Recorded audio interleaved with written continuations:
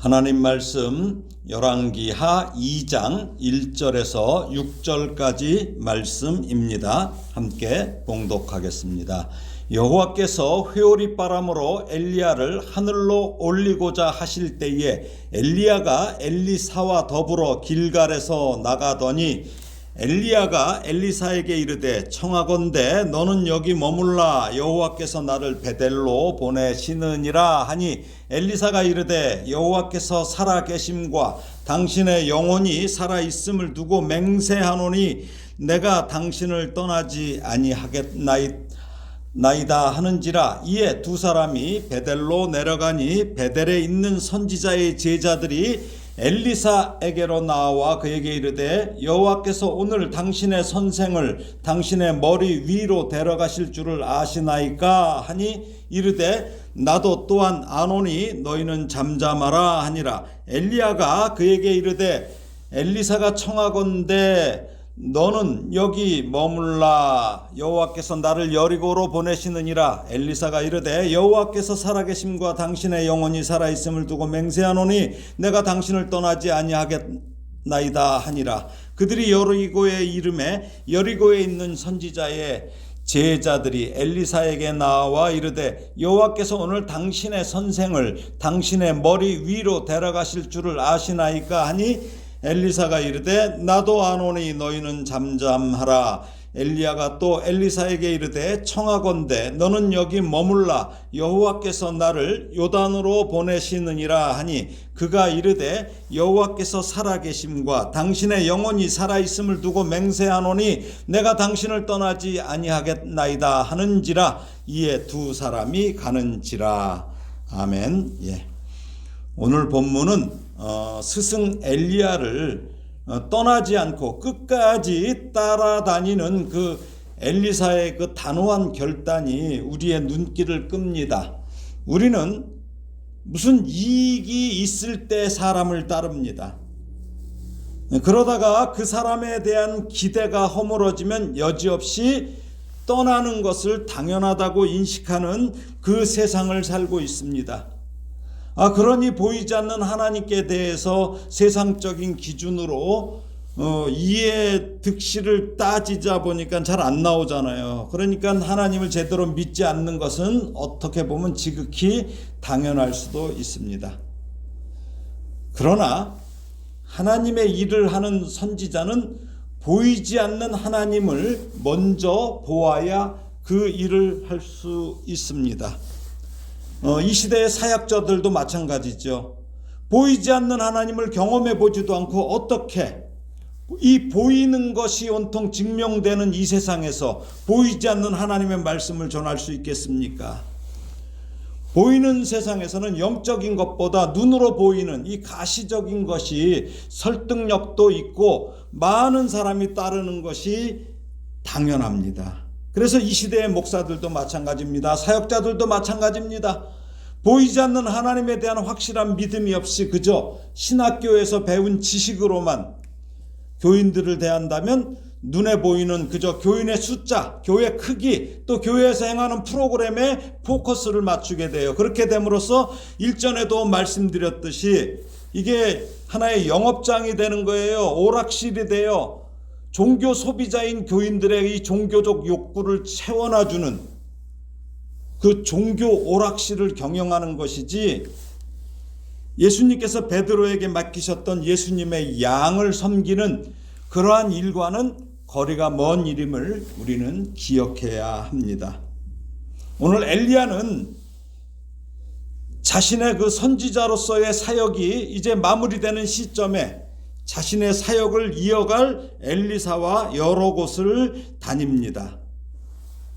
그런데 엘리야가 다니는 곳은 하나님께서 보내시는 곳이에요. 그래서 오늘은 하나님께서 보내셨던 길갈, 베델, 여리고와 요단강의 의미를 살펴보면서 굳이 혼자 가겠다는 스승인 엘리야를 결코 떠나지 않고 끝까지 따르는 엘리사의 모습도 살펴보려고 합니다. 먼저 1절 말씀을 함께 읽겠습니다. 여호와께서 회오리 바람으로 엘리야를 하늘로 올리고자 하실 때에 엘리야가 엘리사와 더불어 길갈에서 나가더니, 오늘 본문은 1장 바로 앞장 그 18절에서 종료된 아시아 왕에 대한 기록과 또 3장 1절에서 시작되는 북이스라엘의 그 여호람 왕의 기록 사이에 이걸 삽입시켜요.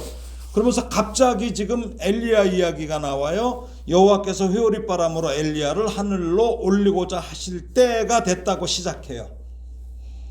이 구약 성경에서 회오리바람은 이사야서 29장 6절의 말씀처럼 만군의 여호와께서 우레와 지진과 큰 소리와 회오리바람과 폭풍과 맹렬한 불꽃으로 그들을 징벌하실 것인즉의 이런 기록처럼 하나님의 역사하심이나 하나님의 나타나심을 의미하는데, 하나님께서 친히 지금 이 말은 엘리야를 데리러 오신다는 뜻으로 여러분이 이해하시면 돼요. 그래서 이 부분은 내일 다시 자세히 살펴볼 예정입니다. 내일 엘리야가 하늘로 올라가는 그 장면에서, 승천 장면에서 살펴볼 예정입니다. 이 길갈은 어느 곳입니까? 길갈. 하나님의 은혜를 기억하는 곳입니다. 이스라엘 백성들이 광야 생활 40년을 마치고 이제 저 약속의 땅이 눈앞에 보여요. 그런데 여호수아 3장 15절 그 상반절에 보면은 이렇게 나와요. 요단이 곡식 거두는 시기에는 항상 언덕에 넘치더라. 그러니까 물이 넘친다는 거예요. 그래서 이 기록처럼 지금 이때는 그때가 언제예요? 보리를 추수하는 시기라서 요단 강물이 언덕에 이렇게 넘쳤어요. 그러나 하나님의 말씀을 따라 그 백성들을 지휘하는 그 여호수아의 명령대로 법궤를 맨 제사장들이 그 물이 넘치는 그 요단 강물을 믿음으로 발을 물가에 담궈요. 딱 담그자 흘러내리던 물이 그쳐서 백성들이 육지같이 건널 수 있었다고 기록되어 있어요. 그래서 그때의 일을 영원토록 기억하기 위해서 여호수아가 백성들에게 명해요. 그래서 한 지파마다 돌 하나씩을 가져와서 기념비를 세운 곳이 바로 길갈이죠.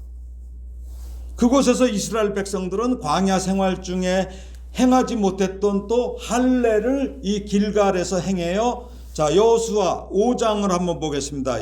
여호수아 5장 7절에서 9절입니다.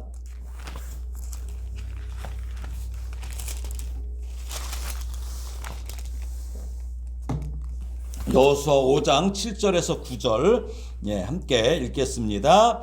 그들의 대를 잇게 하신 이 자손에게 여호수아가 할례를 행하였으니 이 길에서는 그들에게 할례를 행하지 못하였으므로 할례 없는 자가 되었음이었더라. 또 그 모든 백성에게 할례 행하기를 마침에 백성이 진중 각 처소에 머물며 낫기를 기다릴 때에 여호와께서 여호수아에게 이르시되 내가 오늘 애굽의 수치를 너희에게서 떠나가게 하였다 하셨으므로 그곳 이름을 오늘까지 길갈이라 하느니라.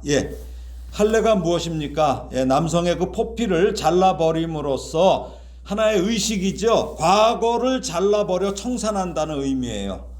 그러니까 여기서 지금 할례를 한 건 무엇입니까? 애굽의 모든 수치를 떠나가게 한다, 굴러가게 하다라는 뜻이에요. 그래서 길갈이라는 게 동그라미, 바퀴, 이런 뜻이에요. 그래서 길갈이라고 불렀어요.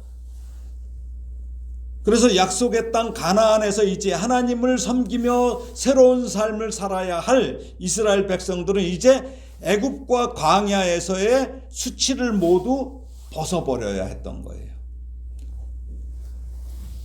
그러므로 엘리사가 자기의 스승 엘리야의 좋은 제자가 되기 위해서는 어떻습니까? 모든 과거를 굴러가게 하는 이 길갈을 통과해야만 했던 거예요. 엘리사도.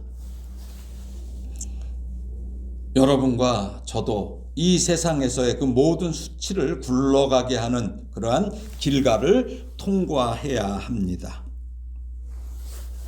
자, 그 다음에 오늘 본문 다시 읽겠습니다. 열왕기하 오늘 본문 2절에서 6절까지 함께 읽겠습니다. 엘리야가 엘리사에게 이르되 청하건대 너는 여기 머물라 여호와께서 나를 베델로 보내시느니라 하니 엘리사가 이르되 여호와께서 살아계심과 당신의 영혼이 살아있음을 두고 맹세하노니 내가 당신을 떠나지 아니하겠나이다 하는지라. 이에 두 사람이 베델로 내려가니 베델에 있는 선지자의 제자들이 엘리사에게로 나와 그에게 이르되 여호와께서 오늘 당신의 선생을 당신의 머리 위로 데려가실 줄을 아시나이까 하니 이르되 나도 또한 아노니 너희는 잠잠하라 하니라. 엘리야가 그에게 이르되 엘리사야 청하건대 너는 여기 머물라 여호와께서 나를 여리고로 보내시느니라. 엘리사가 이르되 여호와께서 살아계심과 당신의 영혼이 살아있음을 두고 맹세하노니 내가 당신을 떠나지 아니하겠나이다 하니라. 그들이 여리고에 이르매 여리고에 있는 선지자의 제자들이 엘리사에게 나와 이르되 여호와께서 오늘 당신의 선생을 당신의 머리 위로 데려가실 줄을 아시나이까 하니 엘리사가 이르되 나도 아노니 너희는 잠잠하라. 엘리야가 또 엘리사에게 이르되 청하건대 너는 여기 머물라 여호와께서 나를 요단으로 보내시느니라 하니 그가 이르되 여호와께서 살아계심과 당신의 영혼이 살아있음을 두고 맹세하노니 내가 당신을 떠나지 아니하겠나이다 하는지라. 이에 두 사람이 가니라. 예. 이제 여기 2절 오늘 본문 2절에는 엘리야가 길갈에서 베델로 가는 도중에 엘리사와 이제 첫 이야기 나눈 것을 기록하고 있죠. 엘리야가 엘리사에게 뭐라고 합니까? 청하건대 너는 여기 머물라고 말하지요. 근데 이 말이 4절과 6절에서도 반복돼요. 예, 계속 반복되고 있어요. 그러나 엘리사는 또 반복해서 말하지요. 여호와께서 살아계심과 당신의 영혼이 살아있음을 두고 맹세하노니 내가 당신을 떠나지 아니하겠나이다. 이걸 계속 반복해요. 말할 때마다. 그렇게 하면서 스승의 부탁을 3번이나 강하게 거부하죠. 이것은 엘리사가 자기 목숨을 걸고 스승인 엘리야를 따른다는 의미가 아니에요. 여호와께서 살아계심과 스승 엘리야의 영혼이 살아있음을 두고 따라가고 있다는 의미에 나는 내 목숨 걸고 가는 게 아니라 하나님 살아계셔서 따라가는 거고 선생님의 그 엘리야 그 영혼이 살아있음을 두고 따라간다는 의미예요.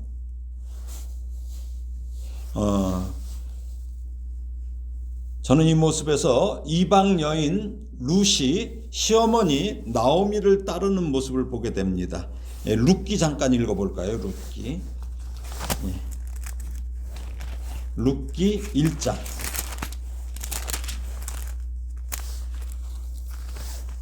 룻기 1장 16절 17절입니다.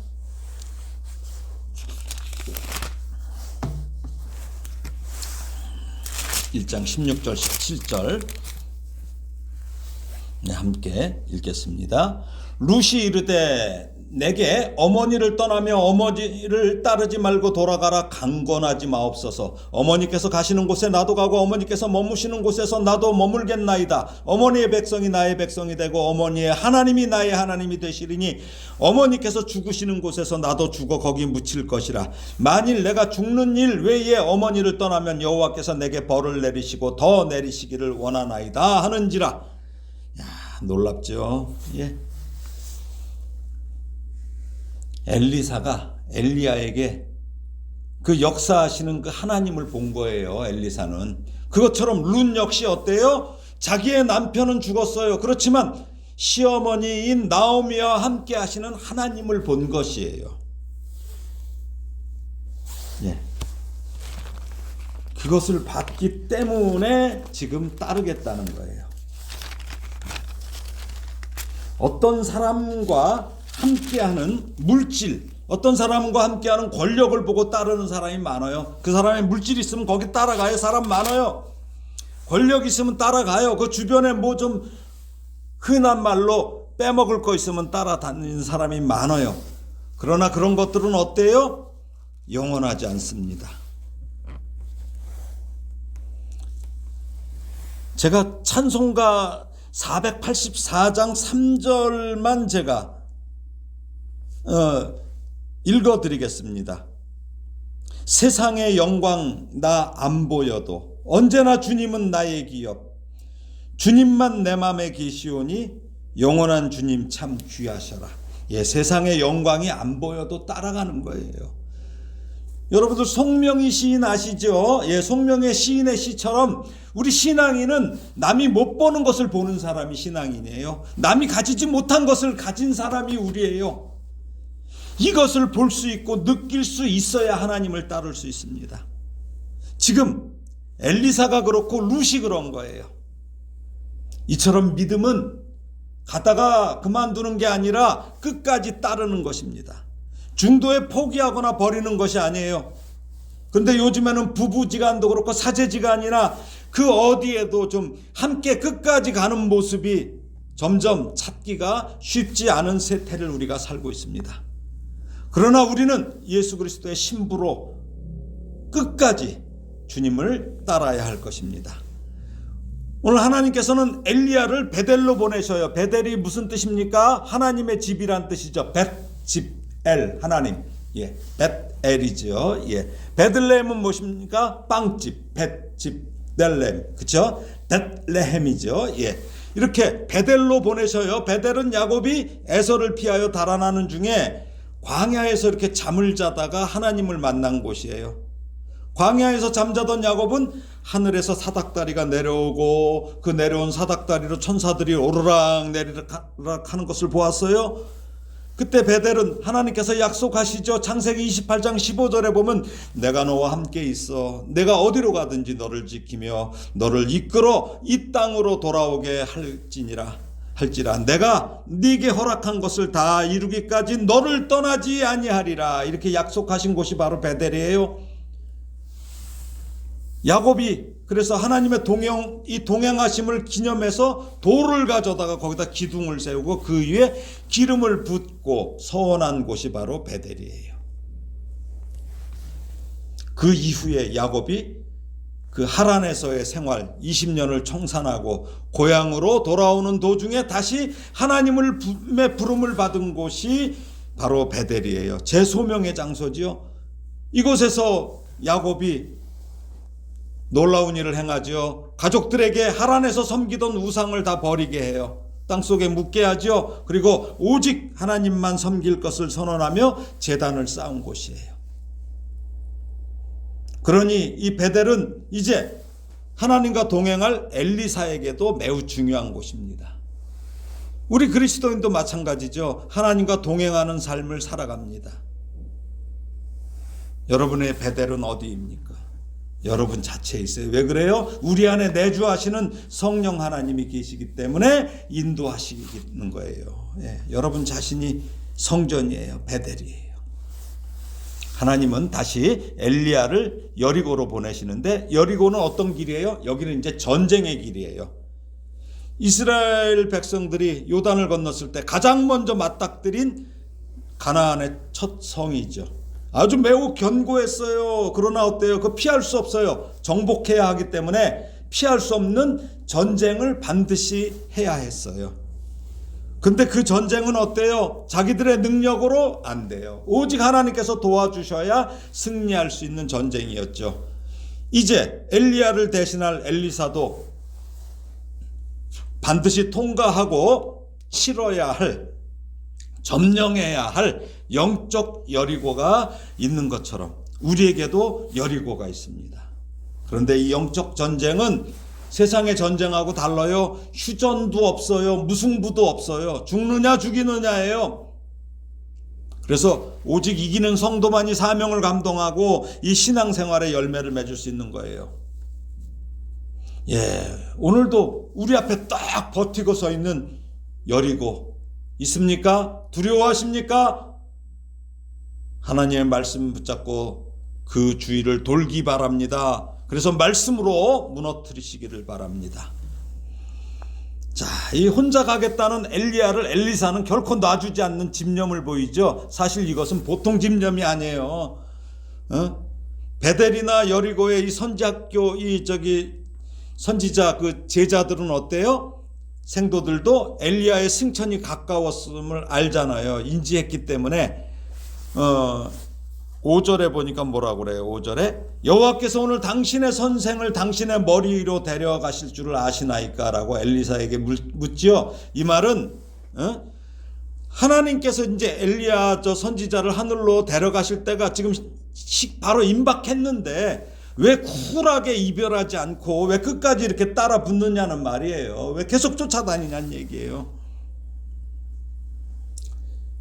이들도 누구예요? 그래도 명색이 신학생들 아니에요? 지금으로 얘기하면 신학생들 아니에요? 그러니까 나름대로 하나님에 대한 지식이 가득 찬 사람들이에요. 그러니까 엘리야의 승천이 가까웠으니까 쿨하게 이별하는 것을 이들은 그게 예의로 생각했어요. 에티켓으로 알았던 거예요. 그러나 엘리사는 뭐라고 그래요? 나도 또한 아노니 너희는 잠잠하라. 나도 알아. 너 조용히 해 니네. 그러면서 그들을 침묵시켰습니다. 스승의 마지막 길을 존중해 주는 에티켓도 중요하지만 엘리사에게는 그것보다 더 강한 어떤 절박감이 있었어요. 절박함. 응? 여러분은 하나님의 말씀에 대해서, 예배에 대해서, 기도에 대해서, 찬양에 대해서 어떤 그러한 절박함이 있습니까? 우리 절박해야 돼요. 이거 오락하러 나오는 거 아니에요, 교회. 출석 도장 찍으러 나오는 거 아니에요. 그러한 절박함이 있기를 주님의 이름으로 축원합니다. 여기 지금 선지학교 학생들과 엘리사는 달라요. 선지학교 학생들은 배운 건 많아요. 그들도 뭐 똑같이 배웠어요. 그러나 이들은 머리로 믿는 사람들이고 엘리사는 가슴으로 믿는 사람입니다. 여러분, 가슴으로 믿어야 됩니다. 엘리야는 자신을 요단으로 인도하시는 하나님을 상기시키며 다시 엘리사를 떼어놓으려고 하지만 엘리사는 포기하지 않았습니다. 요단강은 어떤 곳이에요? 이스라엘 민족이 40년간의 광야 생활을 마치고 이제 가나안 땅에 들어갈 때 하나님께서 그 땅을, 거기를 요단강을 갈라주시죠. 그래갖고 육지같이 건넜던 곳이에요. 또 세례 요한이 회개하라고 회개를 외치며 세례를 베푼 곳이죠. 예수님께서도 이곳에서 이 세례자 요한에게 세례를 받으심으로 공생애를 시작하셨던 곳이죠. 우리 주님이 세례 받으시고 기도하실 때 하늘이 쫙 열려요. 그리고 성령이 형체로 비둘기같이 예수님 위에 강림하시고 너는 내 사랑하는 아들이라 내가 너를 기뻐하노라는 이 위에 하나님의 말씀이 하늘에서 계셨던 곳입니다. 이처럼 요단강은 지난 삶을 청산하고 예수 안에 새 사람으로 약속의 새 땅을 들어감을 의미합니다. 우리도 어떻습니까? 이미 세례라는 요단강을 건넜어요. 그리고 이제 하나님 나라를 향해 가는 성도로서 그 출발점, 그것을 우리는 기억해야 됩니다. 이제 엘리야도 엘리사와 함께 합니다. 엘리사는 스승이 가는 곳에 자기도 가고 스승이 머무는 곳에 자기도 머무르려 하는 제자의 참모습을 보입니다. 그 스승 엘리야가 세상에 있는 한 그 엘리야와의 거룩한 교제, 거룩한 대화를 통해 더 많은 영향을 받고 더 많은 것을 배우고 싶었기 때문입니다. 사람 좋아하게 되면은 선생님 닮게 되면 선생님이 하는 말투까지도 따라가게 돼 있어요. 찬송가 453장 예수도 알기 원하네, 이 가사 제가 읽어드리겠습니다. 예수도 알기 원하네, 크고도 넓은 은혜와 대속해 주신 사랑을 간절히 알기 원하네. 성령이 스승 되셔서 진리를 가르치시고 거룩한 뜻을 깨달아 예수를 알게 하소서. 성령에 감화받아서 하나님 말씀 배우니 그 말씀 한 절 한 절이 내 맘에 교훈되도다. 예수가 계신 보좌는 영광에 둘려있도다. 평화의 왕이 오시니 그 나라 왕성하도다. 내 평생의 소원, 내 평생의 소원, 대속해 주신 사랑을 간절히 알기 원하네. 아멘. 예, 그렇습니다. 우리가 예수님을 더 알기 원하시고 거룩하신 뜻을 깨닫기를 원하신다면 여러분 길가를 기억하시고 베델을 기억하시며 여리고를 기억하시고 요단강을 기억해야 됩니다. 말씀을 정리합니다. 디모데후서 3장 14절에서 17절 말씀 제가 읽겠습니다. 그러나 너는 배우고 확신한 일에 거하라. 너는 네가 누구에게서 배운 것을 알며 또 어려서부터 성경을 알았나니 성경은 능히 너로 하여금 그리스도 예수 안에 있는 믿음으로 말미암아 구원에 이르는 지혜가 있게 하느니라. 모든 성경은 하나님의 감동으로 된 것으로 교훈과 책망과 바르게 함과 의로 교육하기에 유익하니 이는 하나님의 사람으로 온전하게 하며 모든 선한 일을 행할 능력을 갖추게 하려 함이라. 아멘. 예, 여러분 누구에게 배우고 있습니까? 신학생들도 마찬가지예요. 어떤 교수에게, 어떤 목사님께 배우고 있습니까?